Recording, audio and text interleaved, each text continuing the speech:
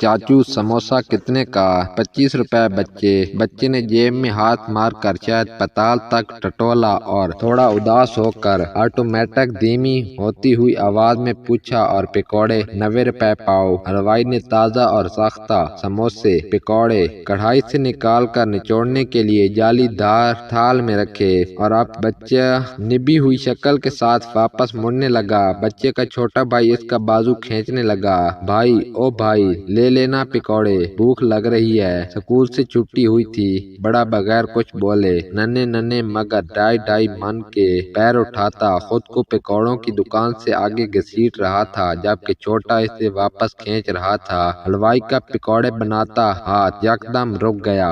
ओ बच्चे, ओ बच्चे, ओ स्कूली। गली के शोर में इसकी आवाज भर गई। एक दूसरे बच्चे को इशारा करके इसने दोनों भाइयों को वापस बुलाया। क्या हुआ? समोसे पकौड़े नहीं लेने? बच्चा शर्मा सा गया। चाचा, पैसे पूरे नहीं हैं। ओ चल, कोई बात नहीं, जितने हैं इतने दे जाना। छोटे के मुंह पर रौनक आई। 4 गर्मा गर्म समोसे और पाव भर पकौड़े इसने थैले में डाले। केचप चटनी डालो। हाँ चाचा, वो मीठी वाली भी। एक थैली में भरकर वो भी डाल दी। ए लो, ले जाओ मेरा पुत्र। बच्चे ने जेब से भी रुपए निकाल कर दिए। हलवाई ने चुपचाप रख लिए। लोग पूछते हैं कि सच्ची खुशी क्या है दूसरों के लिए। इसके जवाब में अलिफ लैलाता मैं हूँ मगरूर लैला तक का फलसफा बयान करते हैं। मैं कहता हूँ कि सच्ची खुशी फकत उसी तरह की हुआ करती है जिससे देने वाला, लेने वाला और देखने वाले तक हर शख्स को मुस्तफीद हो। सुकून और खुशी हासिल करने के लिए आपका कोई बड़ा आदमी बनना जरूरी नहीं। सुकून और खुशी तो एक पकौड़े वाला भी हासिल कर सकता है।